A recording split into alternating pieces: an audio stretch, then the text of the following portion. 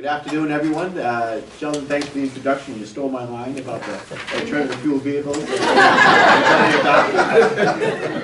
I am a big fan of alternative transportation, using battery power to get around, so I'm glad the rest of the world is finally catching up. So, but I'm very excited to be here today for this announcement, and so proud of everything that's been happening here at the Quonset Business Park, and seeing how it's been growing in leaps and bounds. Of course, I'm honored to be with my colleagues at the White House. We just came back from the Munich Security Conference together, and for the first time in the many years that the conference has taken place, it was the first time that climate change as a national security threat was prominently featured in the main hall as a major discussion topic. And Sheldon led that effort, and I'm so proud once again, but clearly an early adopter of the call to change our ways and reducing carbon emissions, to change where we're heading in terms of our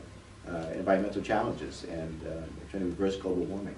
And there are many things that we can do, and clearly one of the things that we're doing here in Quonset, Davisville, is by adopting these new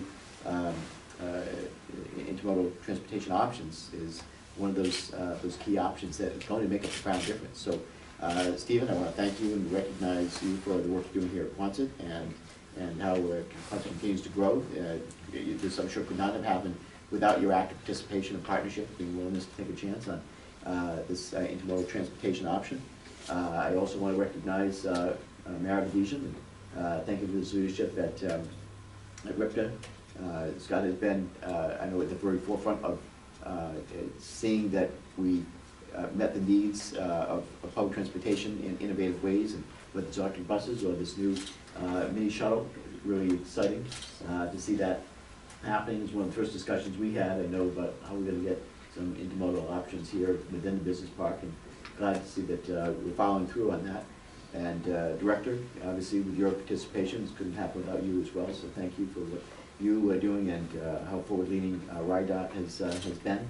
And of course, Carlos Machado, obviously always at great events, and to be with you again. And Commissioner Parry, in partnership with the City of Providence, and thank the Mayor as well for his willingness to be an active participant and showing support for these types of programs. We're going to have to start thinking outside the box on so many levels if we are going to tackle our environmental challenges. The opportunities are there. We're seeing more and more adoption of these options, and it's going to make the business case in and of itself. I mean, it's exciting being able to charge a vehicle and have it travel hundreds of miles without the need to be need enough gas put in the tank to refill it. Just plug it in and recharge it. So I know there's been a lot of energy and enthusiasm around autonomous vehicles and their potential really to change the future of transportation and urban planning and economic development, workforce investment, and public safety.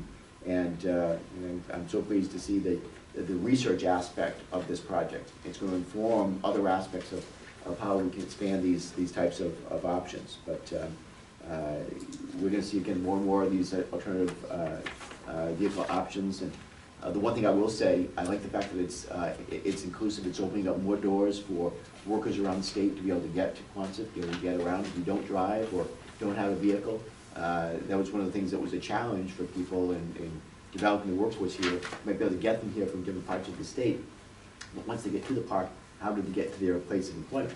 So again, this is one of those things that it's just meeting a number of, answering the question of how we confront a number of these challenges and expand opportunities. So I'm thrilled to see this here today, and certainly as someone with a disability, I'm particularly interested in learning how technologies like this are going to expand accessible and inclusive transit options for people in my situation and maybe otherwise limited with the transportation options. And I think those outcomes really depend in part on the foundational research that's truly going to be done here. So congratulations to everyone who had a hand in making this happen.